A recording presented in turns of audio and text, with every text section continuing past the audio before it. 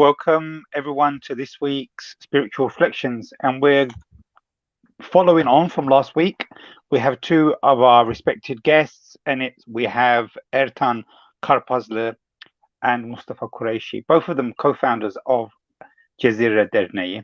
And also, Ertan Karpazlı is a well-known British-born Turkish Cypriot international journalist, and Mustafa Qureshi, historian and researcher. And thanks for being on the show, guys. Thanks for having us. And sorry we're running a little bit late, just 10 minutes, but that's Turkish and Cypriot standards, so I think everyone's used to that. We're actually doing better than some of the channels. I can say that. Some of the channels like 1 hour late from. Anyway, let's not even go there. Early, actually. As is great. So yeah, we were discussing last week, and it was a really, really good show about what Cezire Association is in Turkish, Cezire Derneği. And Ertan, I'd like to lead on with you to this week. Can you explain some of the past and future projects of the association or organization? What kind of projects have you done? What do we plan for the future? What do we have to look forward to the future? Can you explain a few of those, please? Well, Cezire Derneği or Cezire Association has been operating on many different levels and many different platforms for over 10 years now, actually. And some of our events or activities, rather, are actually very simple. It's just running social media. And that's the simplest one I can think of right now. So we're active on different platforms. We're active on Facebook, on Twitter, on YouTube, on Instagram. Which, when you compare us to other Turkish Cypriot associations in the UK, we're actually strides ahead of the rest of them regarding that, because I think mainly because there's a generational difference as well. We are guys who grew up with social media, who grew up with the internet, so we have an advantage there in terms of our other groups. We have an advantage in terms of how to utilize these platforms. And I myself, obviously, having a background in digital journalism, I've got professional experience in this as well. So we are very active on these platforms, and a lot of our knowledge and research and everything we do is well advertised on the internet. We're reaching young audiences that the other associations struggle to reach. We're engaging with them. We're bringing in people who wouldn't necessarily have the opportunity to engage with the Turkish Cypriot community, and we're educating them by putting things, information onto platforms, into places where they can easily reach and gain access to. So that's us operating on a minimal level. So even when we are in our least active months or weeks, we're at least doing that, and we're at least engaging with the community on that level.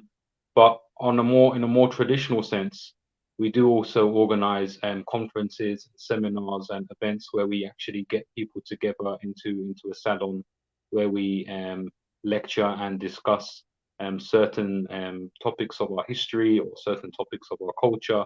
We've done that in the past. A few off the top of my head that I can think of.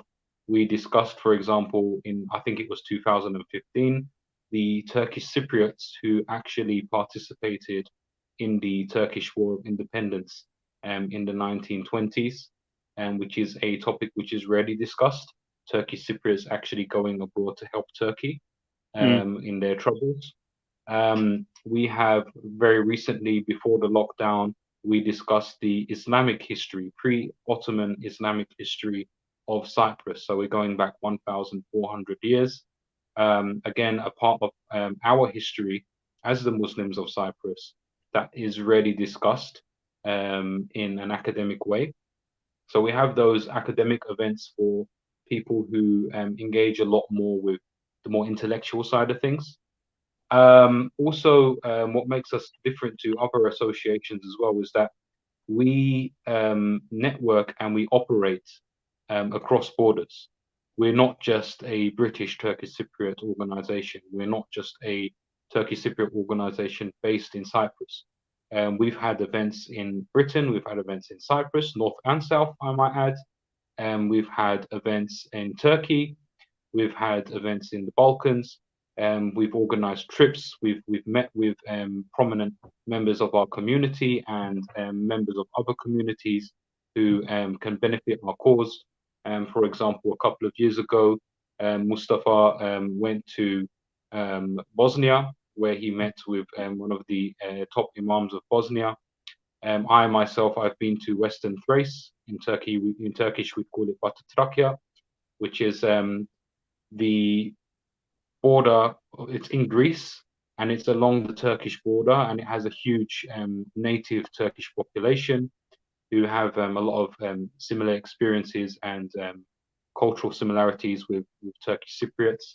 And we've networked with them. We've networked with the Muslims of Crete, the island of Crete, and the Iraqi Turkmen. We network on a large scale.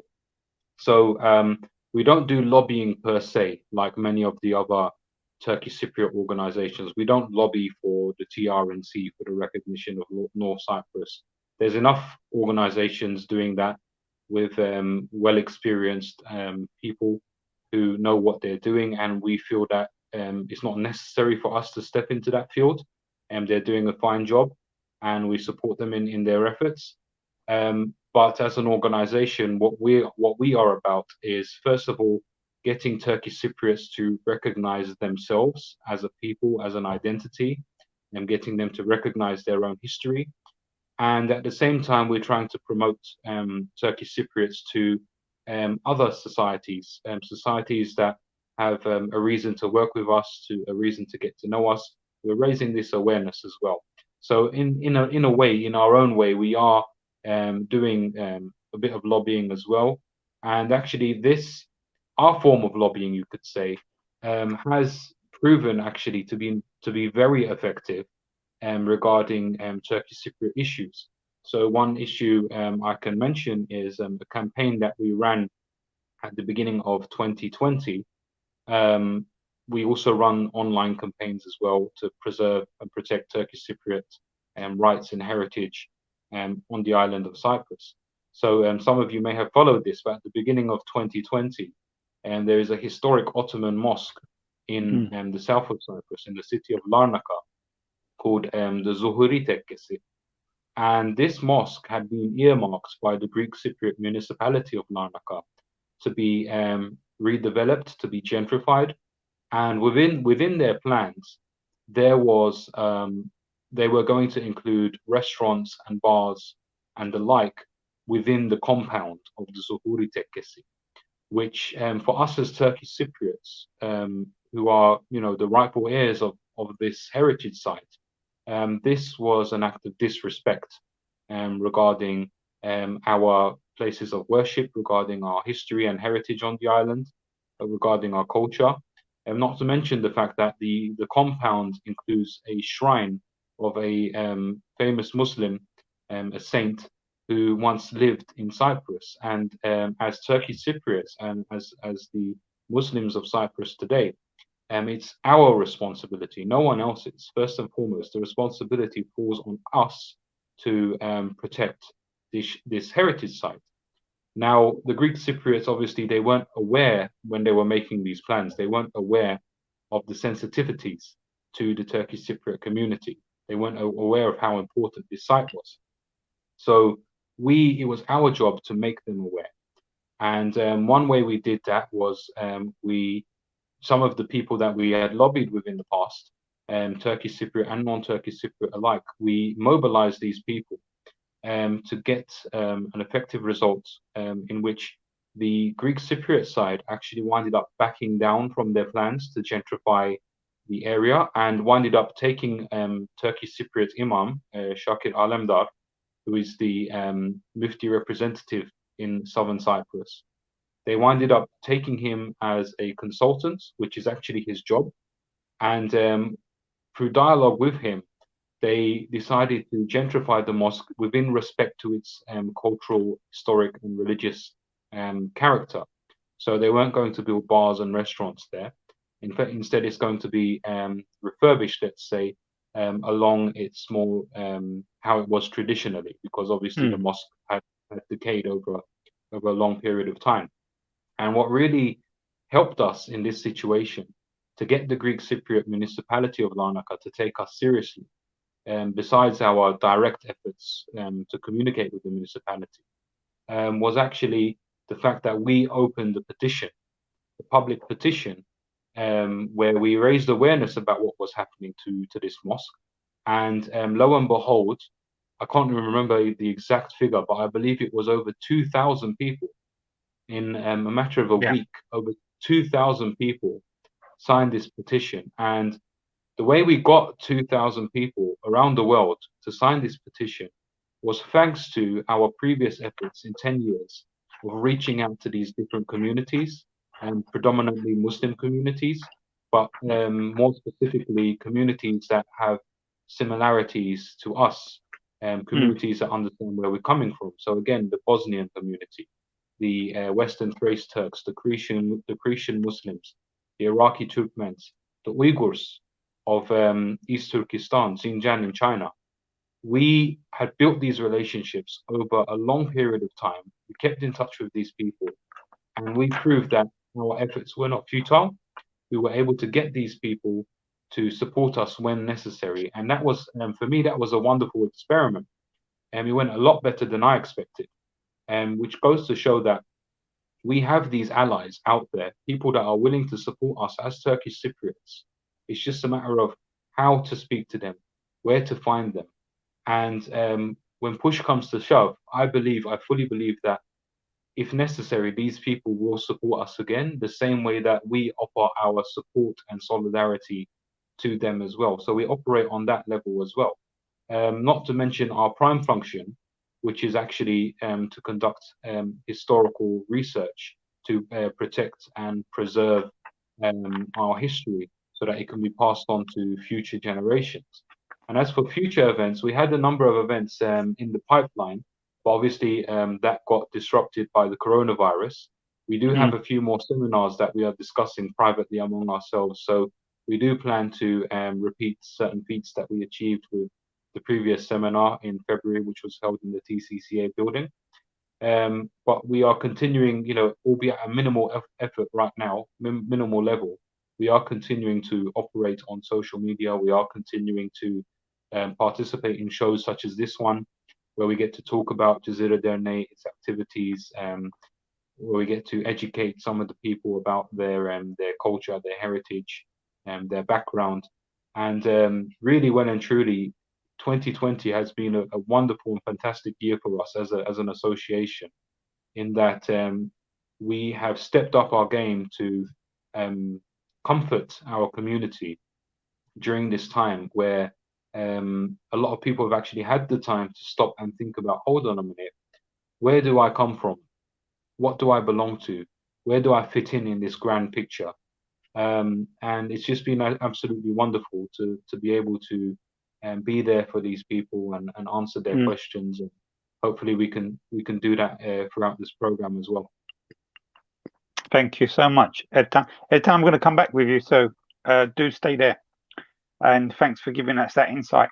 And hopefully you'll will learn more about the new projects through your social media, through Cezire Association's Facebook page. Also, it's on Instagram, Twitter, and they do also have a website.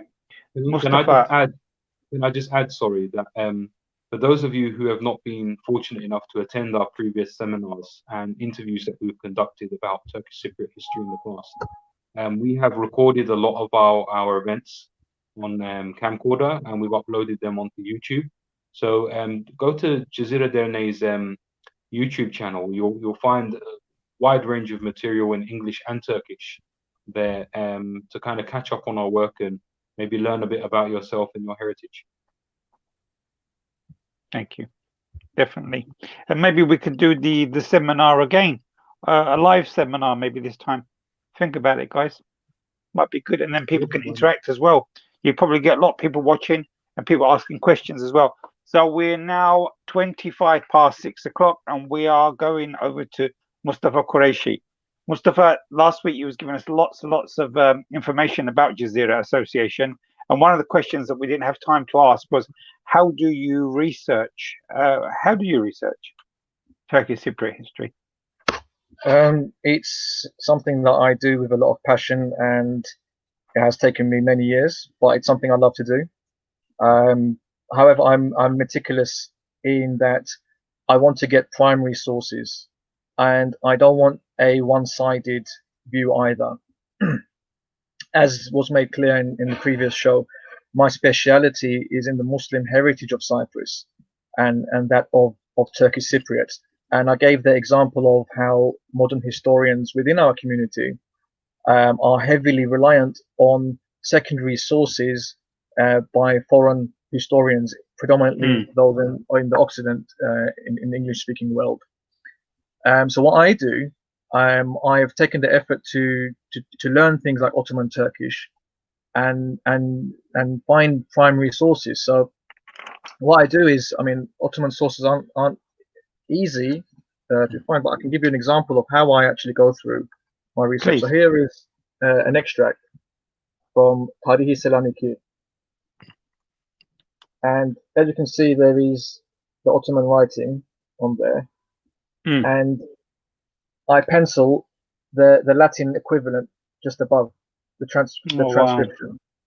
Yeah, so I have to go one by one, transcribing the Arabic Turkish, the Ottoman Turkish text to Latin Turkish text, and naturally there'll be words on there which I'm not familiar with. In which case, I'll use this brick of a book, which is very good. I recommend it for any historians who speak English as a fluently. It's Red House. It's a Red House. Türkçe Osmanlıca İngilizce. Very good. It's helped me a lot. So that's my key to finding primary sources from the Ottoman texts. But as well as that, because I go into the 1400-year history, there's also a lot of Arabic text as well, which I have to go through. I'll just give you an example of how I go through it. So for those who were present at our seminar, The Precursors of the Turks in Cyprus, which is also on our YouTube channel, there was a section on the Mamluk era in Cyprus, and this was one of the sources which I used, As-Suluk. And what I do is, this is actually from the original. It's a primary source. The historian is a Mamluk historian. Wow. And then I just put the English there for my reference. Oh wow. So primary sources are really important for me. I also have prior to Ottoman Turkish, there was the Karamanids. They were a Turkish state, a Muslim Turkish state, which was in the south of Anatolia, and there's a historian called Shikari. Yeah. And that's his work there. This is original Karamanid Turkish. Yeah. And below that, I have typed the Latin transcript, just so I can read it with ease as well. So that's Turkish and Ottoman Turkish, Turkish and Karamanid Turkish. The Arabic sources, I also use like Ibn Kathir, Balazuri, the Hadith corpuses, Sahih Muslim, Sahih Bukhari as well, because there's a prediction by the Prophet regarding the opening of Cyprus. I also try and be fair as well, because often, particularly with old texts, there is a tendency for all sources to exaggerate claims as well, and there may be a bias as well. So in order for me to try and keep a balance there, I try and go with the other side as well. So here we have an example, Makairas, his work, in his Chronigon, his chronicle, and it has both English and Greek on there as well. Oh wow. So where you can see, often you can tell where the bias is, but an easy way to tell if something is true is if both sides are saying the same thing, then you're pretty much certain that it's going to be true.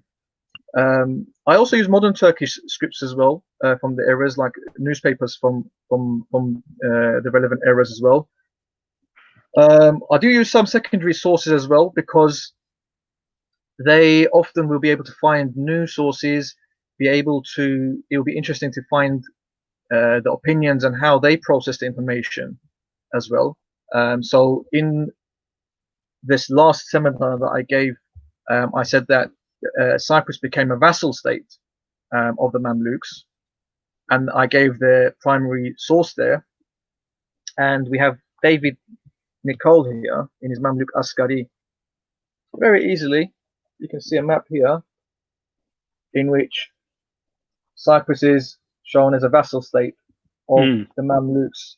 And it also says on there, what I said on there, where it says that the Mamluks' official name was Dola Turkiye, the state of Turkey, or Türkiye Devleti. So where primary sources are matching with secondary sources, where both sides of like rival sources, if we may put it in that way, are saying the same thing, then we can be pretty certain that this is it's a fact. For those who'd like to find these sources, a great place if you're living in the UK, the British Library and the British Archives, excellent sources, and there's also a lot of confidential material from the British Empire, which is now accessible for us as well. And for those who are in Cyprus, the Karinya Archives, again, excellent source. You will need to have a certain degree of Ottoman Turkish to be able to read the stuff there, but it's just an excellent experience. Thank you. So the next question actually leads from the research. What are the true origins of the Turkish Cypriots? And the reason I asked you this, because you can pick up a Turkish Cypriot manuscript, let's say a Turkish Cypriot writer, and we hear about these places in Konya, Alanya, places in Anatolia where Turks in 1571 arrived from. But when we look at the mass on the ground in Cyprus, there's no mention about black people. There's no mention about people that look a bit European, the very Balkan or Romelian, the Arabs. So what is the true origins of the Turkish Cypriots, and how do we research that? Okay, so the bulk of the Turkish Cypriots, the Kıbrıs Müslümanları, came in 1571. However, as a side note, we do know that prior to that date, there were Muslims in Cyprus who were taken forcibly to be made slaves in Cyprus, and they include Arabs as well as Turkish people. Some were forced to be baptized as well. However, the bulk of our ancestors, if we go from the Greek Cypriot source, the religious personality and historian Kyprianos, he reports that there was 20,000 Turks who remained from the Turkish army as settlers, and they created a garrison there, and then they were made as settlers. So there's 20,000 of them there. From there was many single individuals there as well who required to get married. So they had Muslims from Anatolia, girls that were sent to get married with these individuals. To further support this growth, Sultan Selim II, he gave a royal decree, a ferman, that Muslim families from Asia Minor, Anatolia, with the necessary skill set, were to be moved to Cyprus. And the aim for this was to aid the local economy and to have a loyal presence in the new territory. Now, it's worth mentioning that there was also Greek Cypriots who had left Cyprus prior to the Ottoman opening of Cyprus because of the Latin oppression of the Orthodox people. They were allowed to return. And so were other Greeks sent from Anatolia as well. We have the example, who was architect now? Mimar Sinan. Mimar Sinan was of Greek stock, and he had become he was raised as a Muslim. However, his family was still Christian Greek Orthodox, and they were also going to be sent. And Mimar Sinan requested that they were not to be forcefully sent to Cyprus as well. However, the Christian element here, when we're talking about our ancestors, are not relevant in this response here. So that was just a side note there. The Muslim ancestors were mainly of Turkish stock, Turkmen, Yuruk people, and many of them, as I mentioned in the Ferman, were sent, and there was a bulk of families transferred in 1572, and this is from the source from the Başbakanlık Arşivi in the Turkish Republic. The reference is Mevkufat Defteri numara 2551, page 120. And they go from Beyşehir, there was 262 families. From Aksaray, 225. Seydişehir, 202. Develihisar, 197. Endügi, 145. Niğde, 130. Akşehir, 130. Koçhisar, 88. Hisaklı, 87. Bor, 69. Ürgüp, 64. Ilgın, 48, which was a total of 1,689 families. So there is truth to the sources which say that the bulk of the Turkish Cypriots came from Turkish Muslim stock.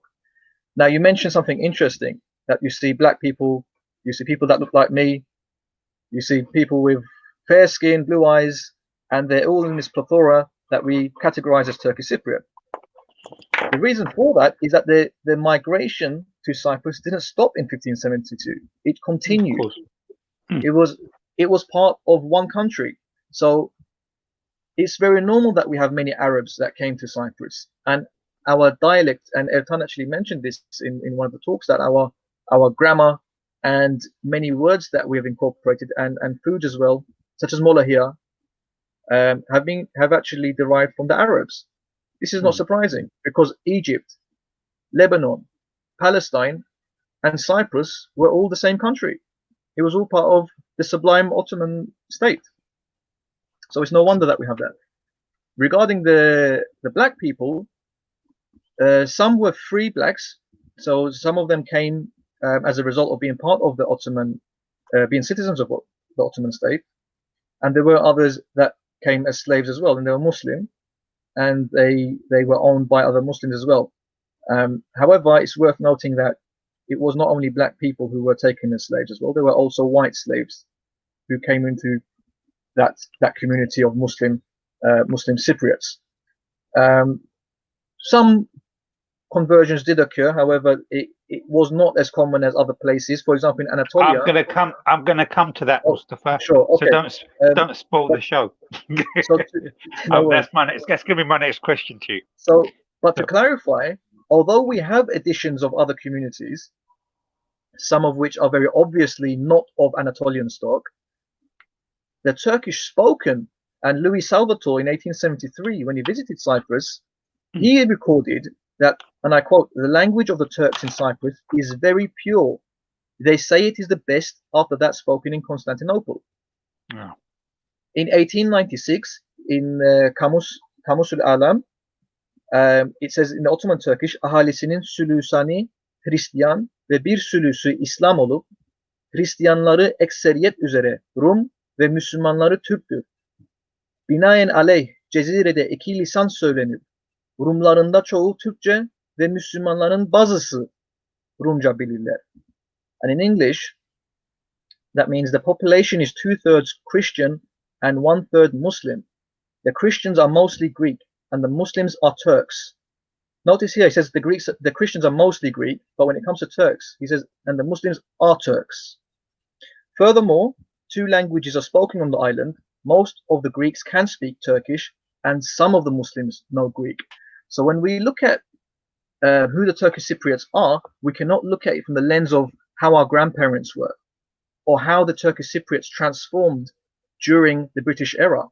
Because prior to that, in the Ottoman era, Greek wasn't commonly spoken by Turkish Cypriots, and the Turkish Cypriot dialect wasn't that influenced by Greek, as evidenced by both a Christian source and by Turkish source as well. So from that alone, for example, if someone wanted to learn English, would they want to come to an English land, or would they want to go to Scotland or Wales or Ireland? Precisely. People who were forced to learn English Rather, you'd go to the actual people where they speak the pure and with the accent and the dialect which is pure. And in this case, we can tell that although we had additions to our people, there's no doubt in that, and it's something that I love and I'm proud of. The bulk of the people and the dominant culture and language was Turkish. Yeah, exactly. It looks like. Okay, before we go on to our next question, and then I want to go to Ertan before we close. You mentioned that 20,000 soldiers were left on the island after the conquest, and that's also clarified by Greek sources as well. Is that correct, Mustafa? Sorry, could you repeat the question? You mentioned that 20,000 soldiers. There is a narration that 20,000 Ottoman soldiers were left on the island after 1571, and then they requested for women to be, or families to be sent over to them. Is that correct? Yeah. Is that also from Greek sources as well? That's from Turkish sources regarding the spouses. Okay, so there's an interesting thing here that someone had mentioned to me. So if these are 20,000 soldiers, are these Janissary corps, or are they just normal soldiers as well? Various Janissaries and Sipahi and various. Okay. Okay, thank you. And also you mentioned that before, this was interesting because this will be actually connected to the next question. So some Turks were forcibly baptized. Some you said that in parts of history or so. Okay, so was there ever any time in our history that the native people of Cyprus were forcibly converted to Islam during the Ottoman conquest? Okay, that's an interesting question. When the Ottomans took Cyprus, the way in which they dealt with various communities were different. Some native indigenous Greek Cypriots were given a whole lot of rights and opportunities which was not available to them during the previous Latin era, in which they oppressed them. And they were under the Zimmi, or often referred to as the Re'aya. Re'aya. So they were provided as Gayri Muslim, as non-Muslims, specific rights which had to be ensured as was ensured by the Sharia, Quran and Hadiths. However, the Latins who were there, they were not provided the same rights as the Orthodox people, and that wasn't because of their religious affiliation. It was because it was a political decision, because they were the ruling element in Cyprus, and there was still a threat that the Venetians, who were conspiring to have a Christian union against the Ottomans, could very well come back to Cyprus, and that Christian element hence would be a threat to them. In which case they were offered the opportunity to either leave, and they would be offered safe passage back to their Christian lands, or many of them had to convert and be able to benefit from the rights that were offered to other citizens. But that's after 350 years of Latin suppression of the Orthodox Church.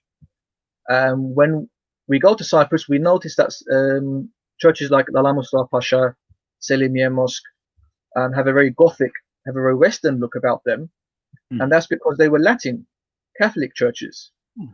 And because many of these Latins were expelled, these churches were empty. The Greek Orthodox saw the Catholics pretty much as non-Christians. They were like, their churches was not something that they were Jews. So rather than leave these buildings empty, the Ottomans chose to use this house of God to still serve its purpose, and they were transferred into Muslim places of worship. Regarding forced conversions and such, actually the Greeks and the Turks, there would be, for example, in Lefkoşa, Greeks and Turks would have fine houses. In the Bedesten, which was the Bandabulya of the time, but is known in reference as Suki Sultaniye, the imperial market. There was Turks, Greeks, and Armenians merchants there.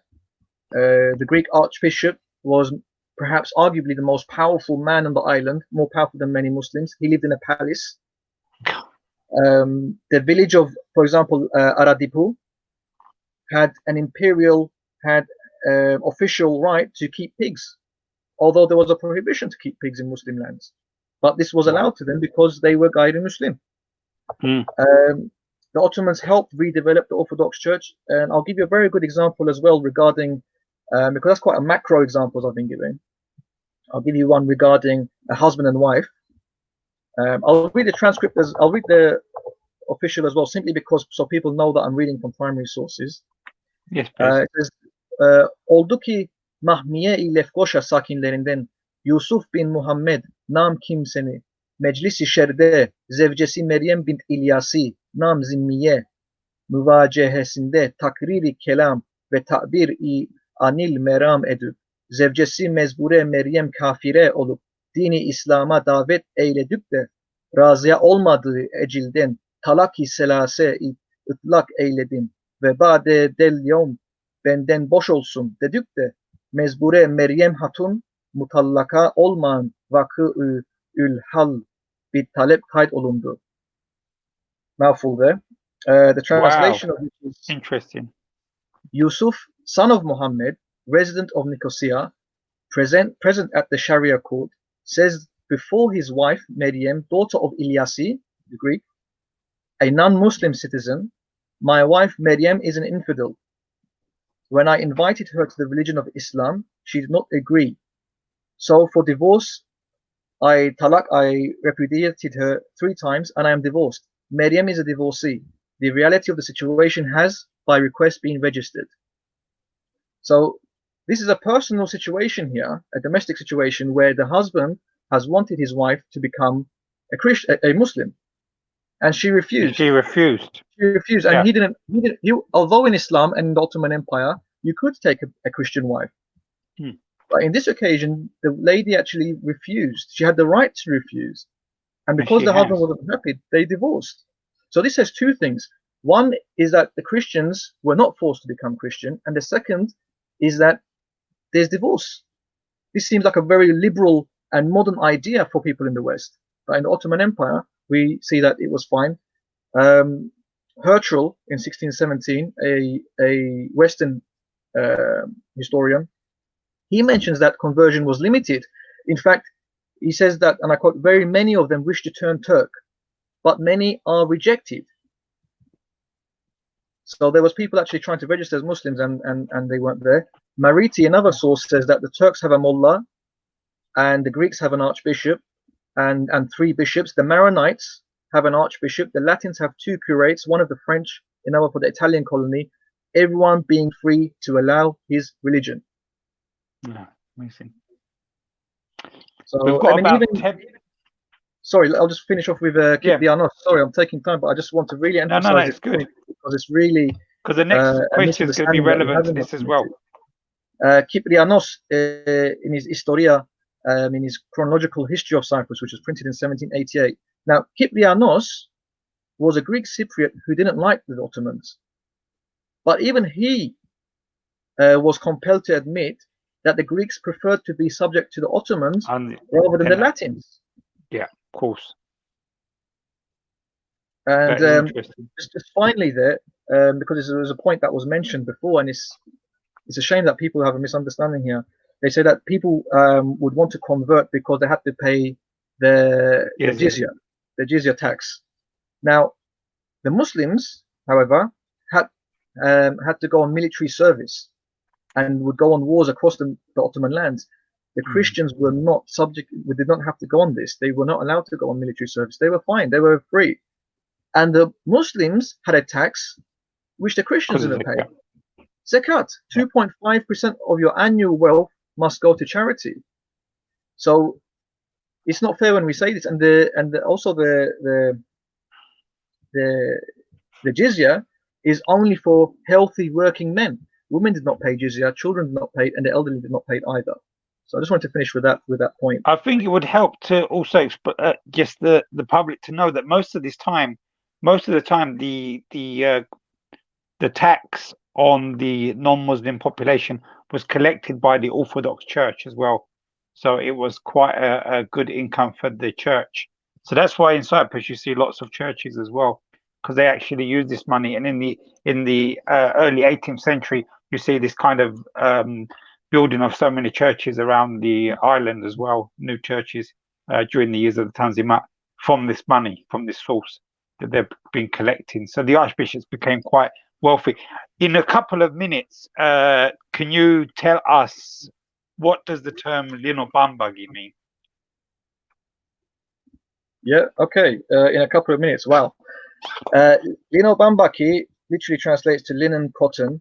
It's if we recall, I mentioned that there was this whole Turkish Cypriots came from Alevi, Gazilbash, all these kind of politically motivated movements. Prior to that movement, there was the Lino Bambaki movement, which was in around 2011. And people were going by early British sources. And the reason that some of the British sources, basically they were saying that there were crypto communities, crypto Christians who were outwardly pretending to be Muslim, but however they were actually Muslim, however they were actually Christian. And some of the examples they gave, like they gave village of Galeburnu, Luricina, because they were saying that because they're Greek-speaking villages, that's an indication somehow that they're Latin Christians. But we have our London researcher Ismail Veli, who's put a book together, and he's a great website, www.familiesofluricina.moonfruit.com, and he has primary Ottoman sources which have traced the family tree of the Luricina people to Ottoman Sipahi soldiers. Wow. Galeburnu, as you know, Hojam, you're from Galeburnu yourself. Yeah. You can tell from the family names, like it's like a tribe name that you have there. Yeah. You have the Gavaz, which is a big family. Yeah. Gavaz is a name of Ottoman armed guards. Yeah, you have the Misiri, you have the Misiri family. Egyptian, Bakai, he was an Arab scholar. The Ghaffuri family, the Ghaffurlar, which is Arabic name again. It's Arabic. Ghafur is one of Allah's names, in fact. Gara Abdullah, Gara Hassanlar. Yeah. So. Exactly. Baba Liki, he was a Turkish hero. If he was actually Christian, why would he fight in defense of the Ottoman Empire? Another one is Bodamya, that they claim was a crypto village. But from Bodamya, we have Necmi Bodamyalezade, who is one of the earliest to translate large parts of the Quran into English. Wow. So if he was Christian, why would he go to such efforts in the service of Islam? However, even this, like, the reason that they were coming up with, one was that some of the religious monuments that we have in Cyprus were shared by Christians and Muslims. So one example is Apostolos Andreas. Now, Apostolos Andreas obviously is dedicated to the Saint Andrew for the Christians, and the Muslims would visit as well. However, the Muslims were not visiting for Saint Andrew. The Muslims were going there believing that it's the maqam of the famous Egyptian saint Ahmed al-Badawi. Yeah. And he has the seal of Suleiman there. And that symbol was used by the Muslims, not the Christians. Yeah. And the second reason is for this kind of exchange was that the village folk, obviously they could not read or write, so they were susceptible to being influenced by their neighbors' religious practices. So you would have a Christian who would use amulets with verses of the Quran. This doesn't make them Muslim, but they just believed it because that's what they saw. A Muslim would be a godfather of a Christian. This doesn't mean that he apostated. And in fact, further to this, in 1856, there was the punishment for apostasy, irtidad, was abolished. Yeah. And in 1876, there was guaranteed religious freedom in Cyprus. There was a great hero in Cyprus for the Ottomans, K. Lambrio. He's got a Greek name. He was born in Iskele. His mother was Turkish and his father was Greek. But in spite of this, and having a Greek name, he was a proud Turk. And he was a member of the Ittihad ve Terakki. He gave his children Muslim names. And he tried to save the Ottoman soldiers in Famagusta. And with them, he was planning to start a rebellion in Cyprus to return Cyprus back to Ottoman control. And he was caught in Korinya Castle, where he was martyred, and he was buried as a Muslim. So the actual reality actually was debunked in 1957 by the English historian Beckenham. And he says that there was isolated villages in like the Troodos area who would upon when they had to pay the jizya, they would say, no, we're not going to pay jizya, we're Muslim. And when it was time for military service, they would claim to be Christian. That's the reality of the Dino Bambaki. Oh, well. We could actually do a program about this, couldn't we? About conversions and Dino Bambaki. I mean, there's lots of stuff I've just heard now. First time I'm hearing about the gentleman from Iskele. That's something, and he died. He died as a martyr. I'd like to hear more about that. These unknown people, heroes, definitely. Thanks for that information, Mustafa. Just one last question to Ertan before we close, because whoever's watching, you know, it's the semi-finals, I think it is, for the quiz show tonight, which comes in. It starts in a few minutes. Ertan, do you think the community is disconnected from its past, disconnected from its culture and its heritage? And is Cezire bringing people back together? Well, that is definitely the aim of Cezire. And I am going to answer with one word to that question. Yes, we are getting disconnected, but I don't mean that in an accusational way. This is just a normal part of our evolution as a community, being that we are now third or fourth generation in this country. Of course, this is going to happen. But as part of Cezire Derneği, part of the Cezire Association, we are just trying to salvage whatever we can of our historic identity and hopefully preserve it for future generations to come. Thank you. Also, I just want to close with this as well. So this is a social media platform. Lots of people watching this here, Cyprus, Greek, Turkish, can be lots of different people. What would you say if a Greek Cypriot person said, well done, guys, for protecting Zuhuri Mosque, but what about our cultural heritage? What are you guys going to do about our cultural heritage? What would you say about that? Just in case someone's watching this program. Yeah. Well, believe it or not, we have actually had Greek Cypriots say, well done for protecting your heritage. They have said that, and we've been very grateful for their support. And actually, I haven't come across any Greek Cypriots coming to me at least saying, but what about our churches? Surprisingly, the ones who have actually come out and said that to me has been Turkish Cypriots saying, oh, but what about the Greek Cypriot churches? And what we usually say to them is that, look, what's happened to religious heritage in Cyprus in general, whether it's Muslim, Christian, whatever, any destruction of religious or historical cultural heritage is a destruction of world heritage in general. And we don't advocate for the destruction of world heritage. But us as Turkish Cypriots and as Cezire Derneği, we are very limited in what we can do.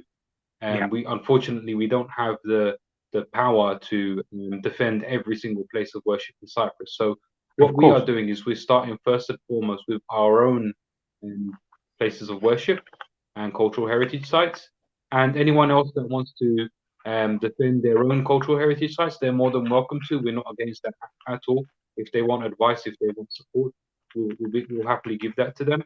But in terms of what we can actively do as Turkish Cypriots, we can only focus, unfortunately, right now on our own cultural heritage sites. Thank you, Ertan. Thank you, Mustafa. It was really good, and we look forward to lots of different seminars and events taking place by Cezire Association. Viewers, if you're watching for the first time, this is Cezire Association. They've got a Twitter account, they're on Facebook, and they also have a website. Please do join and learn about your cultural heritage. Thank you, Mustafa. Thank you, Ertan. And let's see who's going to win the quiz tonight after this show. And see you guys soon. Assalamu alaikum. Bye-bye.